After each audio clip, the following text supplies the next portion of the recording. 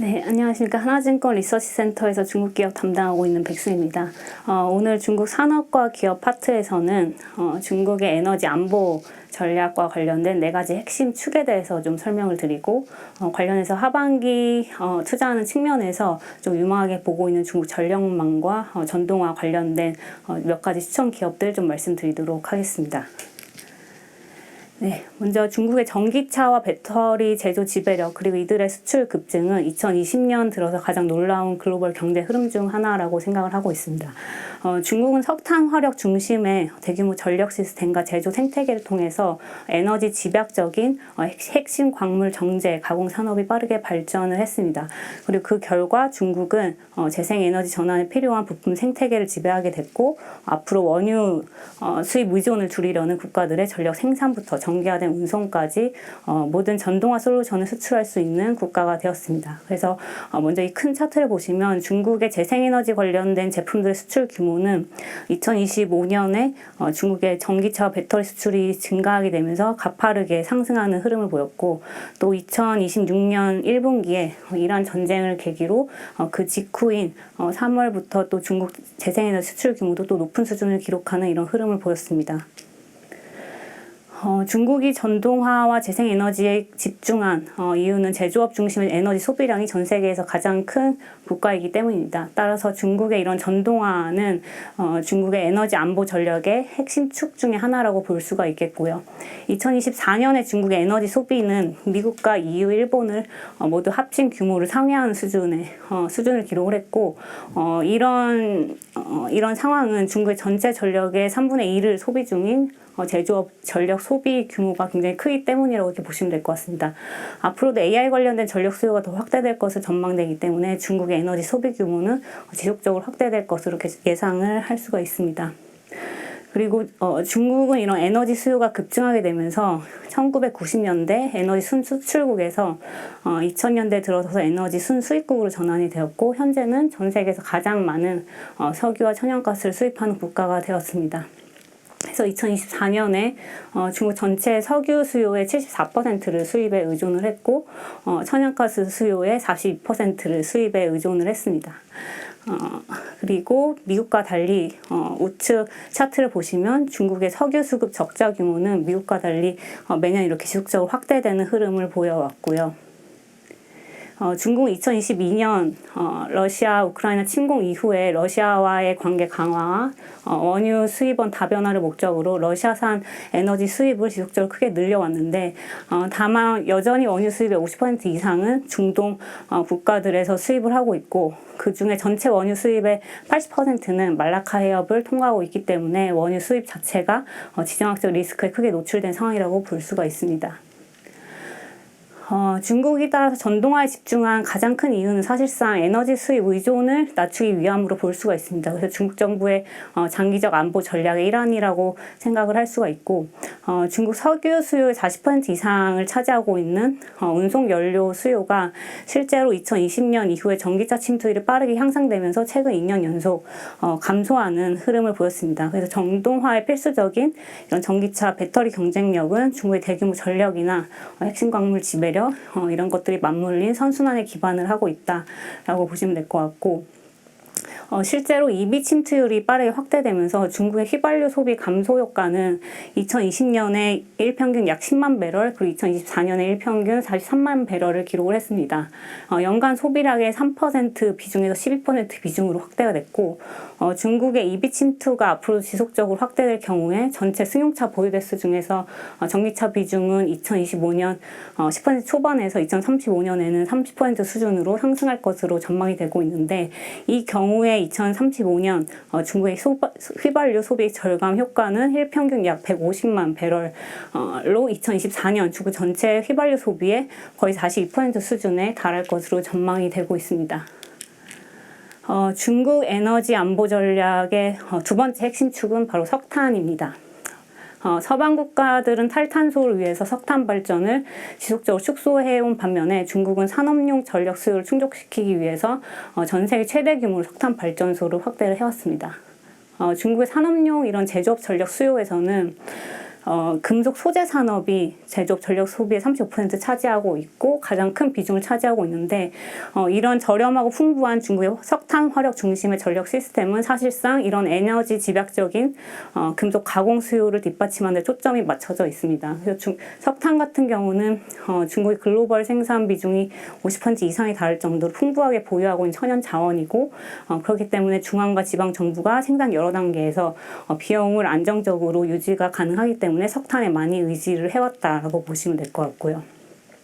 그래서 중국은 2011년 이후에 중국 외 나머지 전 세계 국가들 합친 규모보다 더 많은 석탄을 소비해왔습니다. 그래서 최근 에너지 안보 차원에서 더욱더 석탄 발전을 확대를 해왔고 2025년 기준으로 중국에서 건설 중인 석탄 발전소는 최소 311기, 총 설비 용량은 205기가와트로 중국 외 지역에 건설되고 있는 석탄 발전소의 거의 4배 규모로 지금 건설을 하고 있는 상황이고 중국은 어떻게 보면 전 세계에서 가장 빠르게 전동화 중심으로 전력 중심의 경제로 전환을 하고 있지만 석탄은 앞으로 몇 년간 중국의 기저 전원으로서 역할을 계속할 것으로 보고 있습니다. 네, 그래서 중국에서 석탄은 여전히 기저전환 역할을 하고 있지만 앞으로의 추가 전력 공급 같은 경우 주로 태양광과 풍력 같은 재생에너지 중심으로 전환을 할 것으로 예상을 하고 있습니다. 이는 중국 정부가 지난 10년 동안 재생에너지를 에너지 안보나 경제 성장, 탄소 배출 목표 달성의 핵심으로 삼고 적극적으로 투자를 해왔기 때문이고 실제로 첫 번째 차트를 보시면은 중국의 태양광 풍력 누적 설치 용량은 2024년에 미국의 4배 수준 그리고 유럽의 2배 수준으로 설치가 되었고 태양광 풍력 발전량은 미국의 산업 주거용 전력 소비량 수준까지 빠르게 확대되는 이런 흐름을 보실 수가 있습니다. 그리고 중국의 에너지 안보 전략의 세 번째 핵심 축이라고 보고 있는 재생에너지 같은 경우는 2020년 이후에 중국의 재생에너지 투자가 지방정부 주도로 빠르게 확대가 되었습니다. 주로 EV, 전기차, 그리고 재생에너지, 전력망 중심으로 대규모 자금이 투입했다라고 보시면 될 것 같고 미국도 인플레이션 감축법을 통해서 2014년에 재생에너지 투자가 3,300억 달러 수준으로 빠르게 확대가 됐지만 같은 기간 중국의 8,100억 달러를 크게 하회하는 수준이었고 중국 같은 경우는 두 번째 차트에서 보시다시피 재생에너지 제조 생산 능력 현황에서 태양광, 풍력, 배터리 모든 영역에서 압도적으로 글로벌 공급망을 장악하는 이런 국가가 되었습니다. 중국의 재생에너지 설치가 다만 전력망 확장 속도를 앞지르게 되면서 중국의 북서부 지역에서 풍부하게 발전이 되고 있는 재생에너지 전력이 동부의 수요지로 전송되지 못하고 버려지는 이런 출력 제한 문제가 발생을 하고 있습니다. 그래서 실제로 중국의 티베트 지역에서는 2025년 초에 풍력과 태양광 발전의 거의 30%가 버려지는 이런 일이 발생을 했고 이런 지리적 불일치 이슈를 해소하기 위해서 중국은 초고압 송전망 건설을 확대를 해왔습니다. 그래서 아직 이런 초고압 송전망이 전송하는 전력의 상당 부분은 여전히 석탄과 수력 중심이지만은 앞으로는 풍력과 태양광을 위해서 사용이 확대될 것으로 예상을 하고 있습니다.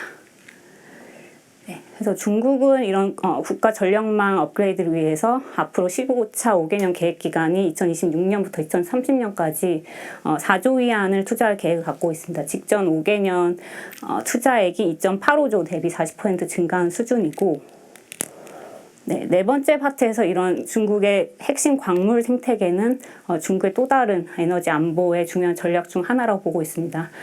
중국의 저렴하고 풍부한 전력과 대규모 제조업 생태계는 전력 소모가 크고 마진이 낮은 금속 재련, 가공산업 발전에 굉장히 중요한 기반이 되었다라고 보고 있고 중국은 글로벌 전동화에서 가장 중요한 20개 금속 중에서 19개에서 최대 생산국이고 또 이런 지방정부 주도로 신재생 투자가 더 가속화되면서 최근 5년간 이런 생산 집중도가 더 심화되는 흐름을 보여왔습니다. 그래서 어떻게 보면 최근에 지정학적인 불확실성이 더 확대되는 가운데서 이런 중국의 금속 생태계는 단순한 산업 경쟁력이 아닌 지정학적 영향력을 뒷받침하는 굉장히 중요한 전략적인 자산이 되고 있다라고 이렇게 보고 있습니다. 네, 그리고 또 365, 24시간 지속적으로 가동되어야 하는 금속 재련 산업의 특성상 중국의 대규모 제조 생태계에 이런 안정적인 수요 보장과 또 지방정부의 금융적인 지원은 광산업체로부터의 원료 확보 경쟁이라든지 장기간 손실 감내 능력 측면에서 글로벌 경쟁사의 진입 장벽을 높이는 굉장히 핵심적인 요인이라고 보고 있고요. 또 이런 핵심 강물 공급망 우위를 기반으로 성장한 다운스트림 시장의 성장은 다시 업스트림 시장의 성장과 혁신을 유도하는 선순환을 형성을 했고, 과거 중국이 가전과 전자제품 제조에서 축적한 금속 수요나 공급망은 현재 전기차나 로봇과 같은 미래산업 제조 경쟁력으로 이어지고 있습니다. 그래서 실제로 이 네 가지 차트를 보시면 중국의 배터리라든지 전기차, 전력망 관련된 제품 수출액들이 2025년, 2026년까지 꾸준히 많이 확대되는 이런 흐름을 보였고, 휴머노이드 로봇 밸류체인이라든지 아래 로봇 공급망이라든지 글로벌 드론 수출에서도 보실 수 있다시피 미래 산업인 로봇과 드론 제조 생태계도 이미 중국이 좀 장악을 하고 있다라고 이렇게 보시면 될 것 같습니다. 그래서 2026년 하반기 중국 투자와 관련해서 저희는 전력망과 전동화 테마를 유망하게 보고 있는데, 전력망 섹터 안에서는 뭐 변압기 탭 체인저, 그리고 가스터빈 블레이드 베인과 관련된 사원전기, 화밍 장비, 익류 전기기계 같은 기업을 좀 추천드리고 있고요. 그리고 전동화 관련된 섹터 안에서는 ESS 배터리, 그리고 2차전지 장비 소재 기업들을 좀 추천드리고 있는데, 관련해서 CATL, 썬그로, 선도지능, 은척고분, 강북리튬 기업들 추천드리고 있습니다. 몇 개 기업들 좀 자세히 설명드리면, 먼저 사원전기는 전력망과 데이터 센터 변전소에 사용되는 핵심 전력 설비 제조사이고요. 글로벌 전력망 확대의 좀 대표적인 수혜주로 보고 있습니다. 송전, 변전, 배전망에 필요한 개폐 장치인 GIS와 변압기, 리액터 같은 1차 설비부터 ESS, 리튬이온 전지, 슈퍼카패시터 같은 ESS 관련 사업으로 확장을 하고 있고요. 글로벌 변압기 주요 제조사인 도시바와 2008년부터 합작법인을 설립을 해서 변압기 관련된 핵심 기술을 확보를 하고 있고, 유럽과 미국으로 수출이 가능한 중국의 소수 상위업체 중 하나라고 보시면 될 것 같습니다. 그래서 두 번째 차트 보시면은 다른 로컬 피어 대비 수출 해외 매출 비중이 사원전기 같은 경우 상당히 높은 수준을 유지를 하고 있는데, 내수 중심인 다른 중국 경쟁사 대비 수출 확대에 대한 의지가 굉장히 확고하고, 또 최근 공격적인 증설과 홍콩 2차 상장을 통해서 글로벌 진출을 본격적으로 확대를 하고 있습니다. 그래서 사원전기 해외 매출의 첫 번째 차트를 보시면은 글로벌 수주가 최근에 급증하게 되면서 해외 매출이 24년에 45% 성장했고 25년에 86% 고성장을 기록을 했습니다. 그리고 최근 AI 데이터 센터 전력 수요가 증가를 하면서 미국과 유럽 중심으로 노후화된 전력망 보강 투자와 함께 변전소와 발전소에 필요한 이런 대형 변압기 수요가 급증을 하고 있고, 변압기 수요가 급증하면서 공급 병목이 굉장히 심화가 되고 있습니다. 그러면서 현재 글로벌 주요 변압기 제조사들의 리드타임이 3년 이상에 달하고 있는 반면에 사원전기의 리드타임이 1년 미만으로 지난해 완공한 대규모 신규 공장을 통해서 빠른 납기가 가능한 상황이다라고 보시면 될 것 같습니다. 그리고 실제로 두 번째 차트를 보시면은 최근 몇 년 동안 미국향 중국의 변압기 수출액이 굉장히 가파르게 증가하는 이런 흐름을 보여왔고요. 사원전기가 장수성에 보유하고 있는 550kV급 초고압 변압기 공장의 연간 총 생산 능력이 400대 수준인데, 작년 9월에 2기 완공을 통해서 기존 캐파 대비 2배 확대가 되었습니다. 그래서 글로벌 주요 경쟁사인 HD, 현재 일렉트릭, 그리고 효성중공업 수준으로 생산 능력을 확보한 상황이고, 앞으로 미국이나 EU 시장 수출 물량이 증가하면서 이 미국과 유럽 두 개 지역 매출 비중은 전체 변압기 매출의 50% 수준까지 확대가 가능할 것으로 예상이 되고 있습니다. 사원전기의 올해 매출 같은 경우는 작년 하반기에 발생한 대규모 미국 수주 매출 인식, 그리고 ESS 시장 성장, 그리고 변압기 생산 능력이 확대되는 부분들이 반영이 되면서 고신장세를 기록할 것으로 예상이 되고 있고요. 특히 사원전기 같은 경우는 변압기 ASP가 최근에 오르고 있기도 하지만 GPM이 상당히 높은 미국 시장 매출 비중이 늘어나게 되면서 2024년부터 2028년까지 5년 연속 순이익이 30% 이상씩 매년 성장할 것으로 전망이 되고 있는 기업이라서 좀 주목하시면 좋을 것 같고요. 그다음에 두 번째 기업은 글로벌 1위 리튬이온 배터리 장비 업체인 선도장비입니다. 선도지능 같은 경우는 글로벌 ESS 배터리 수요 증가라든지 전고체 기술 개발 가속화에 따른 리튬이온 배터리 장비 시장도 같이 동반 성장할 것으로 기대되기 때문에 좀 관심 가지시면 좋을 것 같고요. 선도지능 같은 경우는 배터리 전체 생산 라인 공급 역량을 글로벌 최초로 확보를 해서 글로벌 기술을 선도하고 있는 기업이고 24년 같은 경우는 포르쉐 원통형 배터리 전체 생산 라인 수주를 확보를 했습니다. 그리고 총 매출의 27%를 기여하고 있는 2대 주주인 CATL과 협력 계약을 통해서 신제품 장비 공동 개발과 장비 공급 우선 협상권을 보유를 하고 있고요. 중국 고객사뿐만이 아니라 테슬라나 폭스바겐, 도요타, LG 에너지솔루션 같은 글로벌 상위 완성차 OEM과 2차전지 업체에 장비를 공급하고 있습니다.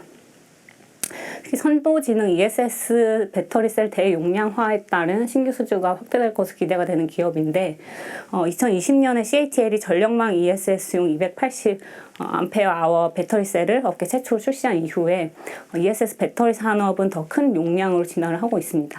2024년에 300H 이상 셀이 주류가 된 이후에 2025년부터는 500H 이상 셀이 출시되기 시작했고 CATL은 2026년부터 587H 제품 양산을 목표로 하고 있고 기존의 200 또는 300H 이상 배터리 셀은 전기버스용 배터리가 유사해서 EV 배터리 생산 라인에서 공유가 가능했지만 500H 이상 셀 같은 경우는 크기와 공정 요구 사항이 다르기 때문에 신규 전용 생산 라인 구축이 필요합니다. 따라서 이런 선도지능 같은 장비 업체에 대한 신규 장비 수요가 좀 창출될 것으로 예상을 하고 있고요. 또 다른 투자 포인트는 전고체 배터리 개발이 가속화되는 부분들도 좀 성장 동력이 될 수 있다고 보고 있습니다. 중국에서 반고체 배터리 같은 경우는 25년 작년부터 점진적으로 상용화되고 있고 완전 반고체가 25년부터 점진적으로 상용화되고 있고 완전 전고체 기술 같은 경우는 29년 전후가 될 것으로 예상을 하고 있는데 2026년에 중국 전고체 배터리 생산 능력이 80기가와트로 계획 생산 능력인 450기가와트 시 대비 일부만 가동되고 있는 상황이라 앞으로 확대될 여력이 큰 상황이고 2029년까지 글로벌 전고체 배터리 장비 시장 규모가 최소 연평균 30%씩 성장할 것으로 전망이 되고 있는데 그중에 오른쪽 차트에 보시다시피 중국이 70% 이상을 차지할 것으로 전망이 되고 있습니다. 전고체 생산 같은 경우는 기존 제조 공정 대비 상당한 변화가 필요합니다. 그래서 반고체, 전고체 배터리 생산에는 전공정에서는 건식 믹싱 코팅 장비 그리고 전해질 전극 생산에 코팅 라미네이팅 장비가 새롭게 필요하고 또 중공정에서는 고체 전해질 분말과 전극 전해질 복합체를 좀 치밀하게 압착하는 등방압 프레싱 공정이 밀도 개선의 핵심적인 기술이라고 볼 수 있습니다. 그래서 선도지능 같은 경우 전고체 배터리 제조 공정 전반적인 제조 기술을 다 확보하고 있는 상황이고 전고체 장비 수주가 2024년 약 1억 위안에서 25년에 10억 위안으로 급증을 했고 그 부분에서 해외 고객사 비중이 70% 달할 정도로 해외에서 수요가 높아지고 있는 상황입니다. 그리고 또 다른 세 번째 투자 포인트로는 중국 2차전지 상위 업체들이 캐펙스 사이클에 재진입을 하게 되면서 관련해서 좀 새로운 설비, 증설, 신규 장비 수주도 재차 크게 증가할 것으로 예상을 하고 있습니다. 그래서 CATL 같은 경우도 첫 번째 차트에서 보시다시피 ESS 수요와 EV 탑재 용량이 증가하게 되면서 가동률이 2023년 하반기 80% 미만에서 25년 하반기 100% 이상으로 상승하면서 현재 생산 능력이 부족한 상황에 있고 그러면서 CATL의 2025년 캐펙스가 재차 크게 증가하는 흐름을 보였습니다. 그래서 이렇게 주요 고객사들 증설로 인한 수주 증가로 2025년 선도지능의 신규 장비 수주도 두 번째 차트에서 보시다시피 굉장히 가파르게 증가하는 흐름을 보였고요. 그래서 중국의 2차전지 섹터 안에서는 이런 선도지능과 같은 장비 업체 보시는 것도 추천을 드리고 있습니다. 네, 그래서 오늘 준비한 중국 기업 파트 내용은 여기까지고요. 좀 더 자세한 내용들은 온라인에 발간된 저희 자료 참고하시면 좋을 것 같습니다. 감사합니다.